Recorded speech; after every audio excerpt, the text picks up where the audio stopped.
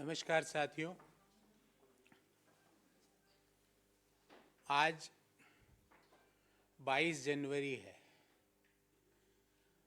और 8-9 दिन बाद मोदी सरकार का इस कार्यकाल का अंतिम बजट प्रस्तुत होने वाला है। क्या उस बजट में इश्यूज हैं? हम विस्तार से उनके बारे में समय समय पर अपनी बात करते आए हैं, पर आज जो इश्यू हम आपके सामने लेके आए हैं वो देश पर कर्ज की स्थिति, द डेट ऑन इंडिया। और ये कर्ज की स्थिति इतनी भयानक बन चुकी है, मैं जो आंकड़े आपके सामने रख रहा हूं,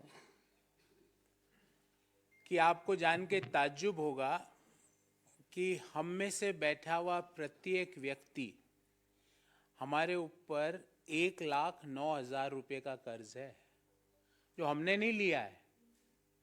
आपने नहीं लिया 1,09,000 का। हमारे बिहाफ पर भारत सरकार ने हमारे ऊपर 1,09,000 रुपये का कर्ज चढ़ाया हुआ है प्रति हिंदुस्तानी पर। पहले कितना था, कितना 9 साल में बढ़ा है, सारे का आंकड़ा लेके आया हूं।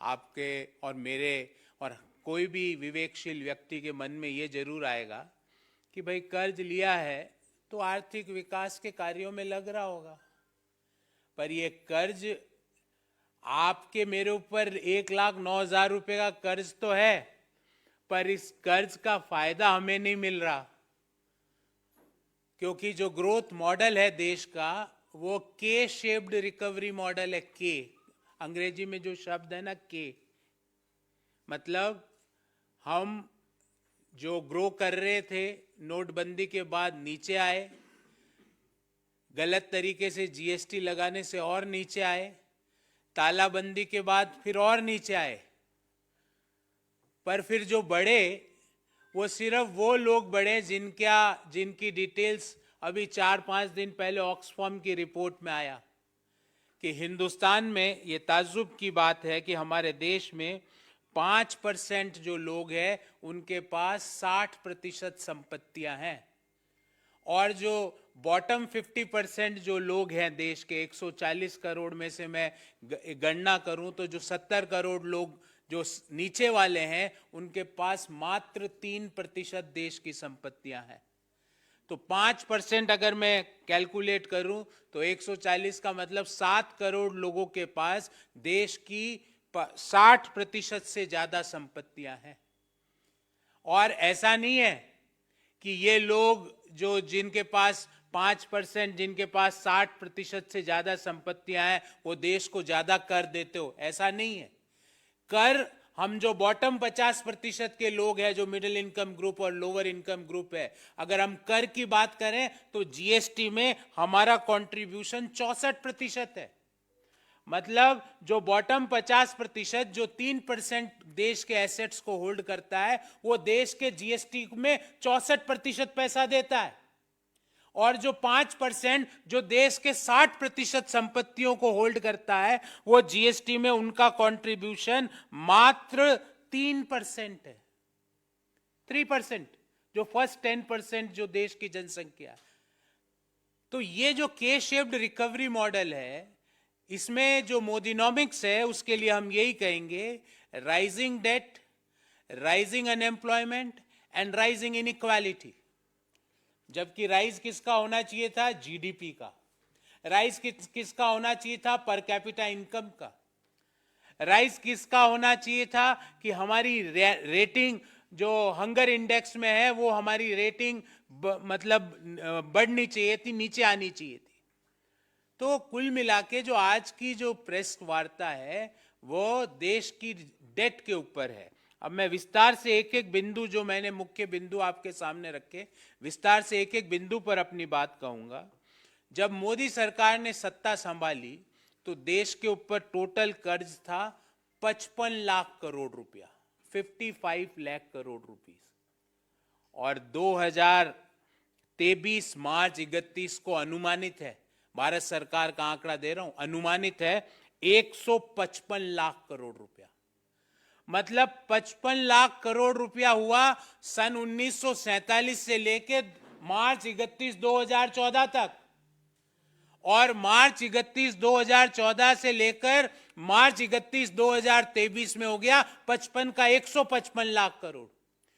आजादी से लेकर 2014 तक प्रति देशवासी पर कर्ज था 43,000 रुपया, जो मार्च 2023 में भारत सरकार के आंकड़ों के अनुसार रहने का अनुमान है 1,09,373 रुपया।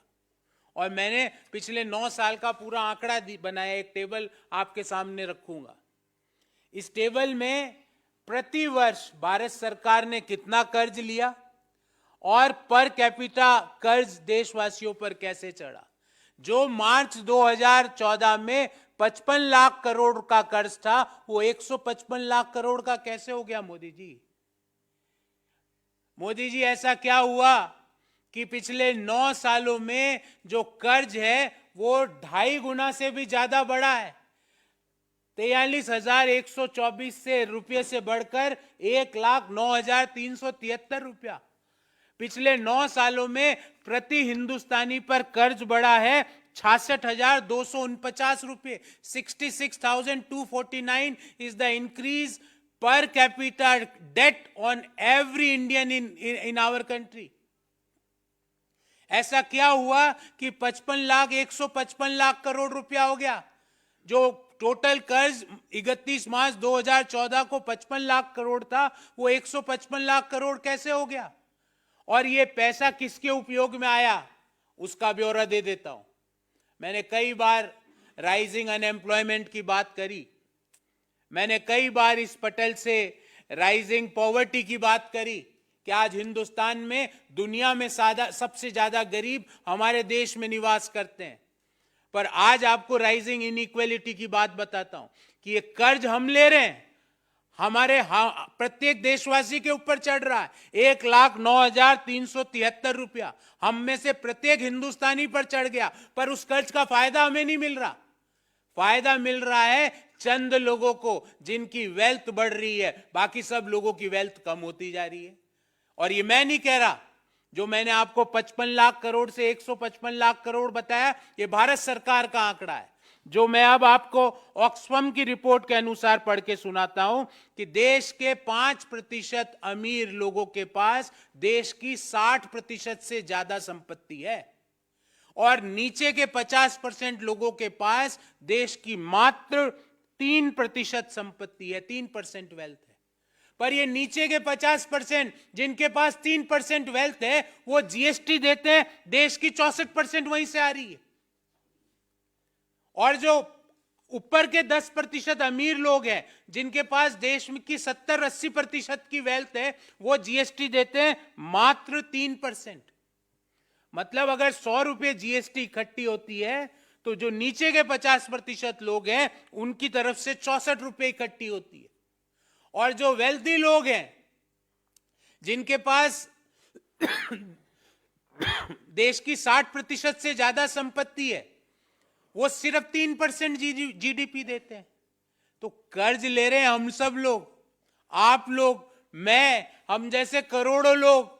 बेरोजगारी की बात ही नहीं कर रहा, उसका विश्व रिकॉर्ड तो रोज बढ़ता जा रहा है। कर्ज हमारे ऊपर चढ़ रहा है, और फायदा उस कर्ज का किनको हो रहा है? उन खरबपतियों को जिनकी संख्या दिन ब दिन प्रत्येक वर्ष बढ़ती जा रही है। रिपोर्ट आती है कि इस वर्ष भारत में इतने खरबपति हो गए, पर रिपोर्ट कभी भी ये नहीं आती कि हिंदुस्तान में दुनिया में सबसे ज्यादा गरीब आज हिंदुस्तान में है। रिपोर्ट कभी ये नहीं आ रही कि कोरोना के दौरान जितने लोग दुनिया में गरीबी में गए, उनमें से 79% लोग हिंदुस्तान के थे। तो ये के शेप्ड जो मॉडल है, जिसने high debt, high unemployment, high inflation and high inequality, जबकि हाई क्या होना चाहिए था?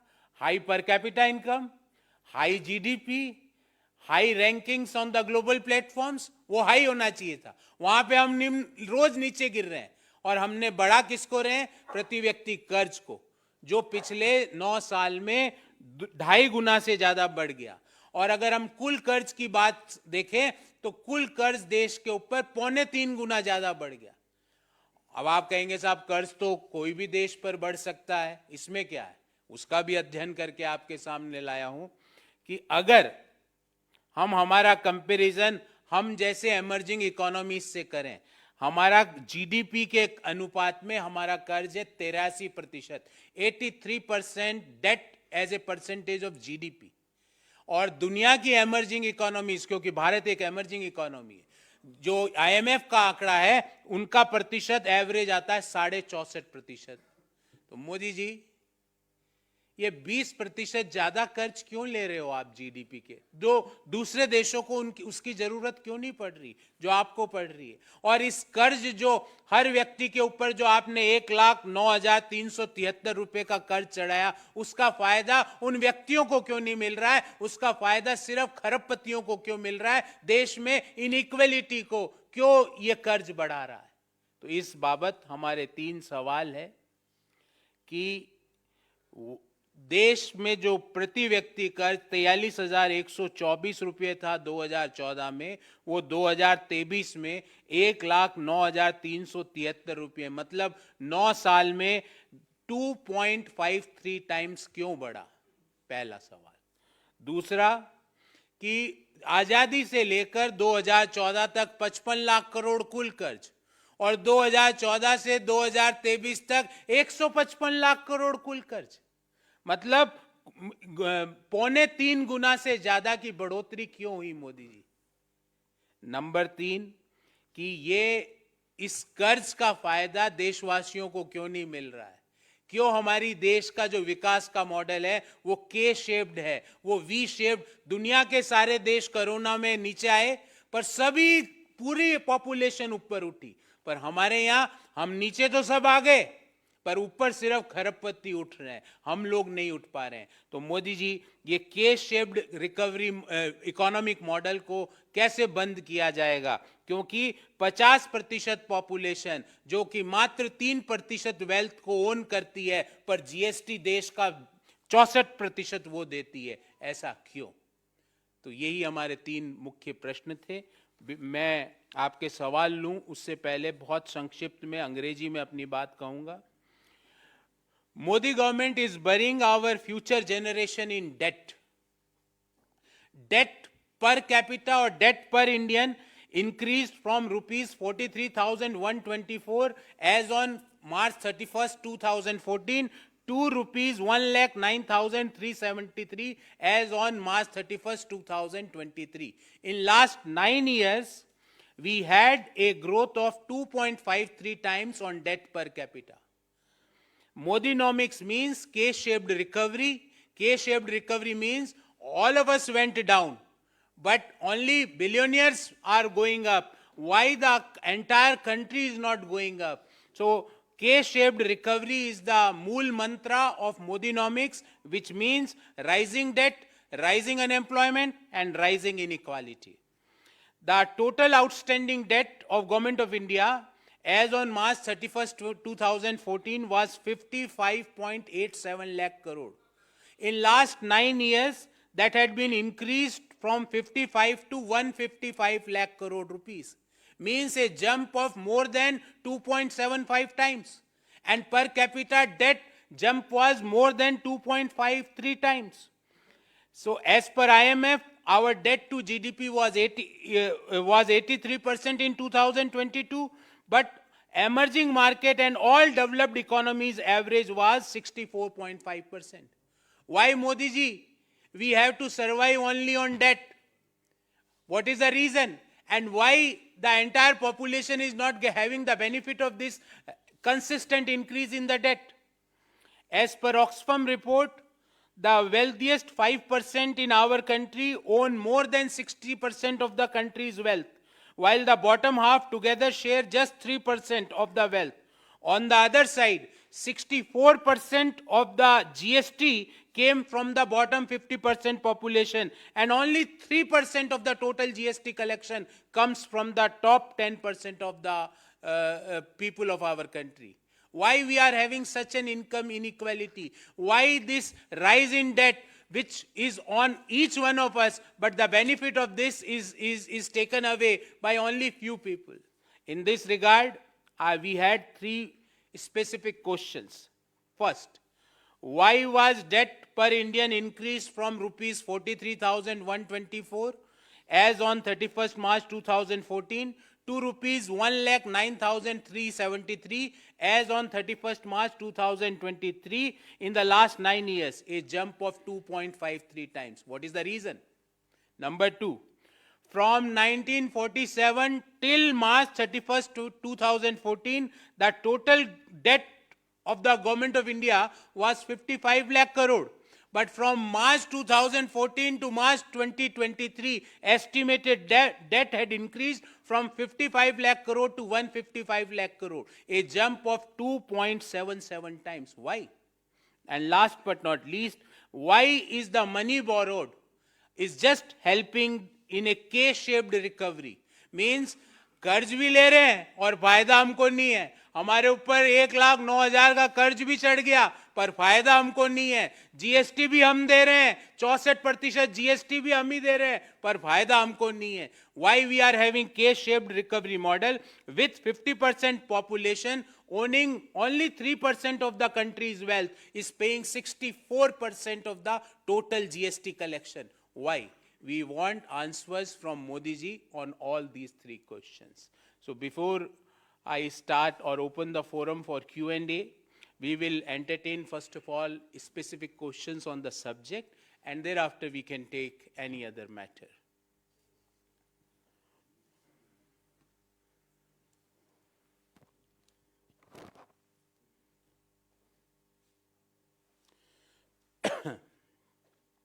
Okay. No, nothing on this. If you have any other matter, we can enter. Yeah. The center decision to block access to the BBC documentary on Gujarat riots. What is the take of Congress Party on this? There is a scheme by Government of India called as Block in India. Like Make in India, Startup India. So they had a scheme which calls Block in India. So government doesn't want to see a difficult questions for them. This BBC, if this BBC headquarters were in Delhi, by now the ED might be there on their doorsteps.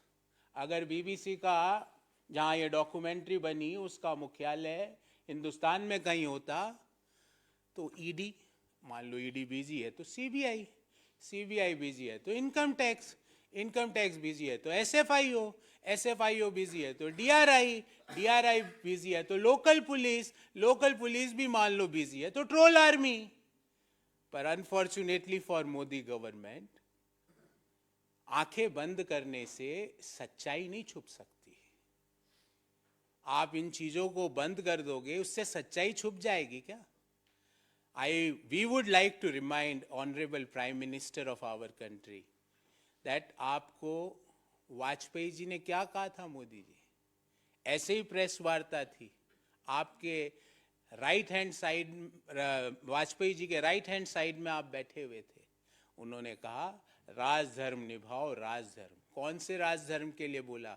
वही राजधर्म वो BBC की documentary दिखा रही है जो आपने नहीं निभाया था, जो आपको भारत के प्रधानमंत्री उस समय के उन्होंने चेताया था, जिनको आप रोज भुलाने का, उनकी नीतियों को, उनके व्यक्तित्व को छोटा करने का प्रयास करते हो. उन्होंने आपको कहा था, वो आप ही के पार्टी के थे, कि राजधर्म निभाओ. और ब्लॉक इन इंडिया से आपको क्या लगता है सच्चाई छुप जाएगी? सच्चाई नहीं छुपेगी. ये इस तरह के हथकंडे, इस तरह का एक्शन ये लोगों में विश्वास दिलाता है कि वो जो दिखा रहे हैं वो सही है. वरना आपको ये करने की कहां जरूरत पड़ी थी? थोड़े दिन बाद हो सकता है कि और भी इस तरह का, और हमने पूर्व में भी देखा कि इस तरह के काम मोदी सरकार ने किए हैं. वो वर्ल्ड हंगर इंडेक्स में हमारी रैंकिंग खराब आई, हम नहीं मानते. प्रेस फ्रीडम इंडेक्स में हमारी रैंकिंग खराब आई, हम नहीं मानते. दुनिया में सबसे ज्यादा गरीब हमारे देश में है, यूएनडीपी और ऑक्सफोर्ड यूनिवर्सिटी की रिपोर्ट के अनुसार, हम नहीं मानते. कोई भी आप सवाल पूछ लो, हम नहीं मानते. आपके मानने से सवाल खत्म नहीं होगा, सवाल तो एज इट इज वहीं पर है। तो इस स्कीम्स को, इस चीज को आपने ब्लॉक करके प्रूव कर दिया कि जो वो बोल रहे हैं वो सही है, उसमें सत्यता है। ये आपका एक्शन इसको दिखा रहा, आपके मन में घबराहट है। अगर आपके मन में सच्चाई होती तो आप इस तरह का रिएक्शन नहीं करते। जी सर, एक मेरठ का अभी का वाकया है कि वहाँ कुछ कोरियन लड़कियाँ मेरठ यूनिवर्सिटी गई थी कॉलेज में घूमने फिरने, वहाँ देखने के लिए कॉलेज को, और वहाँ पर ट्रोलर्स और तमाम जो हिंदूवादी तथाकथित संगठन है उन्होंने उनको उनके साथ बदतमीजी करी और ये कहा कि ये मिशनरी की तरफ से प्रचार करने आई थी और उनके साथ बहुत बदतमीजी। अब पुलिस ने सफाई दी है कि वो ऐसा कुछ था नहीं, वो मिशनरी के लिए प्रचार करने नहीं आई थी। देखिए, मुझे याद है कि कुछ समय पूर्व एक बम्बई में भी एक साउथ कोरिया के ब्लॉगर के साथ अप्रिय और मैं कहूँगा एक दुष्कर्म की कोशिश की गई थी, और वो जब वीडियो बना रही थी तो वहाँ पर उसके साथ बदतमीजी की कोशिश की गई थी। ऐसा क्यों हो रहा है? ये देश में इस तरह का प्रचलन क्यों बढ़ता जा रहा है? मैं इस पे आ रहा हूँ, क्योंकि ये तो आप पहले क्या होता है, ये लोग बदतमीजी करते हैं, उसके बाद जब फंस जाते हैं तो धर्म के आड़ के पीछे छुपने का प्रयास करते हैं। ये एक मोडस ऑपरेंडी बन गई है देश में। पहले जिन लोगों ने भी देख, हमारे देश में पर्यटन को हम बढ़ावा देते हैं, इनक्रेडिबल इंडिया, पधारो हमारे देश, बड़ी बड़ी स्कीम्स है हमारे टूरिज्म मिनिस्ट्री की। प्रत्येक राज्य सरकारों का प्रयास रहता है कि उनके राज्यों में टूरिस्ट का फुटफॉल बढ़े, क्योंकि ये फॉरेन एक्सचेंज लाता है, ये हमारा जो रुपया दिन ब दिन गिर रहा है उसको रोकने का काम करता है, और अंतर्राष्ट्रीय पटल पर देश की छवि को विकसित करने का काम करता है। तो इस तरह की घटना होती है तो क्यों अभी तक उत्तर प्रदेश सरकार चुप बैठी हुई है? क्यों कोई बात, अभी मान लो और कोई छोटी सी भी घटना हो जाती तो उत्तर प्रदेश के मुख्यमंत्री का ट्वीट आ जाता। क्यों उत्तर प्रदेश के मुख्यमंत्री और गृह मंत्री खामोश बैठे हैं जब विदेशी पर्यटक के साथ इस तरह की बदतमीजी हो रही है?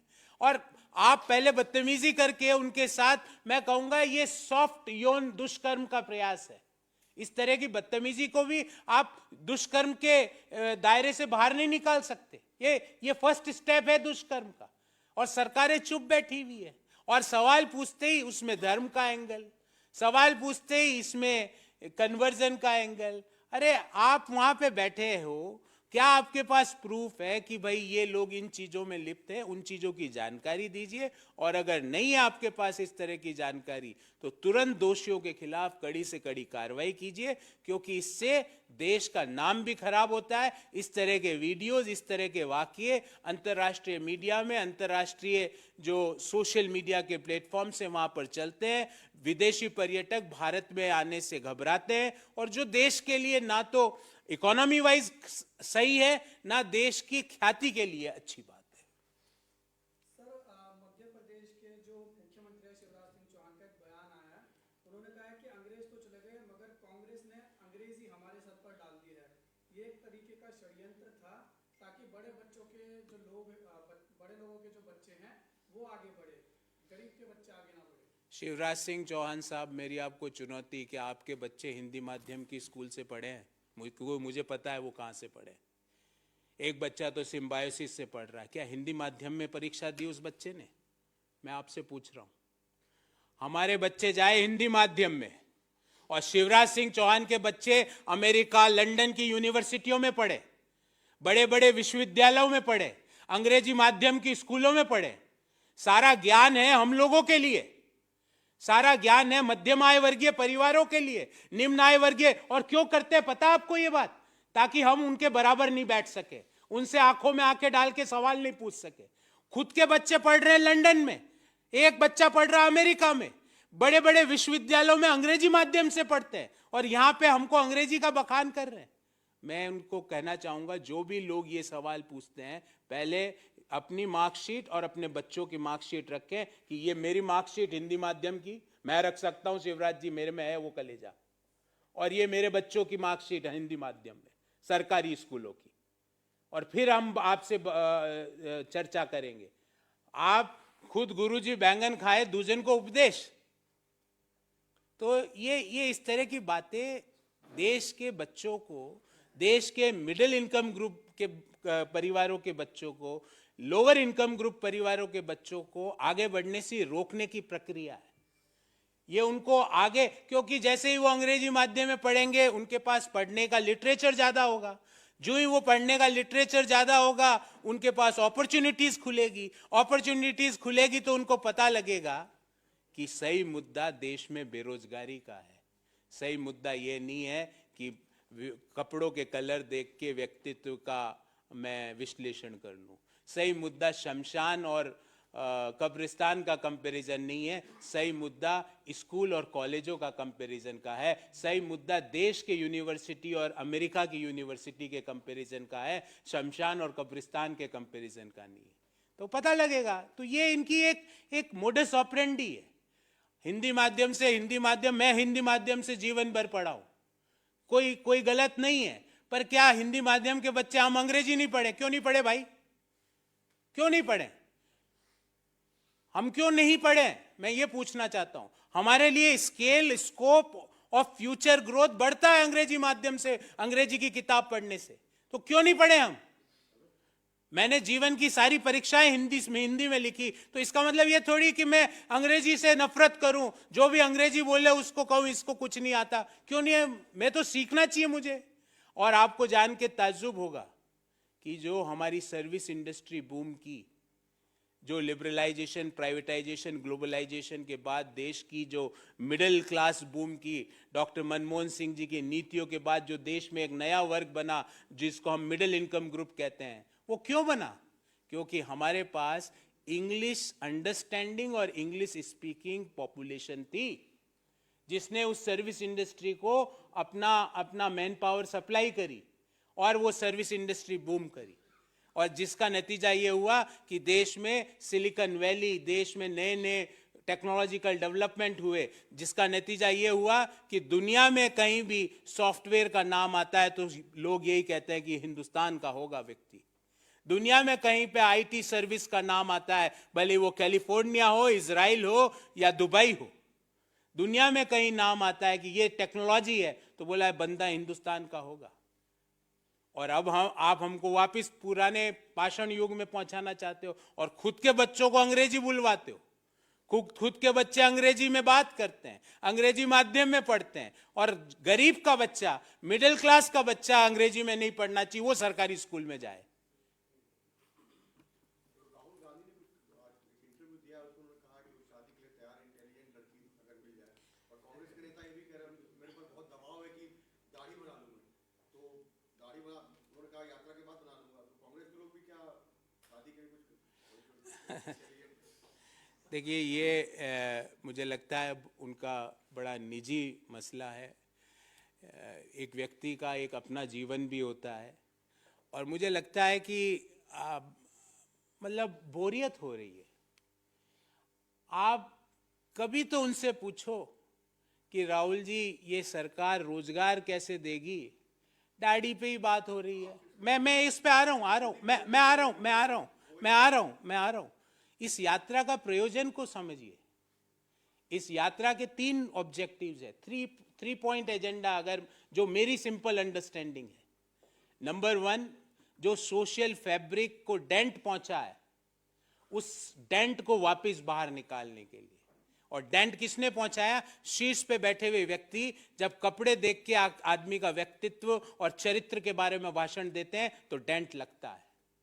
जब कपड़ों का रंग देख के चरित्र का चित्रण होता है तो सामाजिक जो ताना बाना उस ढांचे पे डेंट लगता है। राहुल जी उस डेंट को रिपेयर करने के लिए आ गए। दूसरा, इस यात्रा का दूसरा प्रयोजन यह है कि हमारा जो डिस्कशन का एजेंडा है, वो डिस्कशन का एजेंडा गलत चीजें बन जाती है। रंग, खान पान, ये इस तरह का मीट खाना है कि उस तरह का मीट खाना है, ये वेजिटेरियन खाना है कि नॉन वेजिटेरियन खाना है। कपड़ों, शर्ट पीला पहन सकता हूं, व्हाइट पहन सकता हूं, ब्लू पहन सकता हूं, ब्लैक पहन सकता हूं, प्रोटोकॉल्स हैं, जबकि ये नहीं होना चाहिए। उनका दूसरा ऑब्जेक्टिव था कि डिस्कशन पॉइंट में आए कि रोजगार, कि ऐसी स्थितियां क्यों बनी कि 45 साल की सबसे बुरी बेरोजगारी मोदी सरकार में आई और आज भी वो बेरोजगारी लगातार कांस्टेंट है। इसका क्या कारण है? इसका क्या कारण है कि हमारे युवा आज रोजगार के लिए मारे मारे भटक रहे। This is point number 2। और एजेंडा नंबर 3 के मुख्य पटल के डिस्कशन में आए कि 411 रुपए का सिलेंडर 1100 रुपए में कैसे पहुंचा। पिछले 9 सालों में सिलेंडर की कीमतें 2.25 गुना बढ़ी। क्या किसी मध्यम आय वर्गीय परिवार की, निम्न आय वर्गीय परिवार की जो मासिक आय है वो 2.25 गुना बढ़ी है? हाँ, मोदी के दोस्तों की बढ़ी है, वही ऑक्सफैम रिपोर्ट बता रही है। तो मुझे लगता है कि इन मुद्दों पर मैं और मेरी पार्टी, मुझे लगता है अगर चर्चा करेंगे तो देश के लिए, देश के युवाओं के लिए ज्यादा सार्थक होगा। जो राहुल जी ने अपने विवाह के बारे में कहा वो उनका निजी इश्यू है। मेरा या किसी और का उन चीजों पर टिप्पणी करना मुझे लगता है कि किसी व्यक्ति की प्राइवेसी में दखलंदाजी है जो हम जिसमें विश्वास नहीं करते। अब मेरे तो पता नहीं कि किसने बोला, किसको नहीं, किसने नहीं बोला। मैंने तो कहा इस 3 ऑब्जेक्टिव के साथ ये यात्रा शुरू है। मैंने आपको बोला ना, ये 3 एजेंडा है और ये तीनों एजेंडा, पहला एजेंडा में हमने भारी सफलता पाई, सेकंड और थर्ड एजेंडा में भी आज लोग डिस्कशन में आ चुके हैं। देश के बच्चे, युवा जिस तरह से यात्रा में जुड़ रहे हैं उससे लग रहा है, महिलाएं जिस तरह से यात्रा में जुड़ रही है उससे लग रहा है कि देश का, युवाओं का मुख्य एजेंडा रोजगार है, जो इस यात्रा का सेकंड ऑब्जेक्टिव था। और जब यात्रा में महिलाएं देश की जुड़ती है तो हमें इस बात पे और बल मिलता है कि जो हमारा थर्ड एजेंडा था कि राइजिंग इन्फ्लेशन, महंगाई, वो भी डिस्कशन में आ रहा है। तो हमें ये यात्रा बड़ी सार्थक लग रही है। इस यात्रा का जो ऑब्जेक्टिव के साथ, जिस पॉजिटिव माइंडसेट के साथ इस यात्रा की जो शुरुआत की थी हमने, उसमें बड़ी सफलता, और मैं कहूंगा 100% तो विश्लेषण करेंगे यात्रा संपूर्ण होने के बाद, पर बड़ी सफलता हमने पाई है। सर, बिहार में भी आपका भारत जोड़ो यात्रा चल रहा है, यहाँ से कोई बड़े नेता शिरकत नहीं कर रहे वहां? कांग्रेस पार्टी के राष्ट्रीय अध्यक्ष वहां गए थे इस यात्रा को शुरू करने, और अभी जब भारत जोड़ो यात्रा यहाँ चल रही है, देश का बजट अगले सप्ताह आने वाला है, आप देखेंगे कि आने वाले समय में इस यात्रा में कई लोग और शिरकत करेंगे। पर आपकी जानकारी के लिए बता दूं, कांग्रेस पार्टी के राष्ट्रीय अध्यक्ष श्री मल्लिकार्जुन खड़गे साहब इस यात्रा को शुरू करने के लिए बिहार गए थे। धन्यवाद। मीडिया में चर्चित मौलाना है, मौलाना साजिद रशीदी, उन्होंने एक बयान दिया है जिस पर विवाद हो गया है। उन्होंने कहा है कि सोमनाथ मंदिर को तोड़ने की बात गजनवी को लेकर के लोग कहते हैं, लेकिन हकीकत यह है कि गजनवी को वहां हो रहे गलत कामों के बारे में लोगों ने बताया और उस गलत काम को रोकने के लिए गजनवी आया। ये साजिद रशीदी का बयान है, इस पर कंट्रोवर्सी। देखिए, ना तो वो इतिहास के कोई जानकार है कि उन्होंने इतिहास में पीएचडी कर रखी हो, कि भाई उनकी, या तो वो दिखाए कि भाई मेरा पीएचडी का टॉपिक था वो काल जिस समय ये सारी इश्यूज हुए थे, मैंने अपने जीवन के 20 साल उसके इतिहास के रिसर्च में बनाए। मैं तो आग्रह करूंगा कि ऐसे लोग सिर्फ अखबार में अपनी खबर छपवाने के लिए इस तरह की बातें करते हैं। हमें बातें देश के लोगों से जुड़े हुए मुद्दों पर करनी है। ऐसे लोगों पर प्रतिक्रिया मुझे नहीं लगता कि मैं या किसी भी समझदार व्यक्ति को देनी चाहिए। इतिहासकार कोई बात करे, प्रमाण के साथ करे, तो कोई बात भी समझ में आए। पर ऐसा मैं भी कुछ भी बोल दूं बिना इतिहास के जानकार, जैसे प्रधानमंत्री जी किसी भी विषय पर कुछ भी बोल देते हैं ना, तो उनकी बातों को दिल से कौन बुरा नहीं मानते, हम उनको मन से माफ कर देते। धन्यवाद।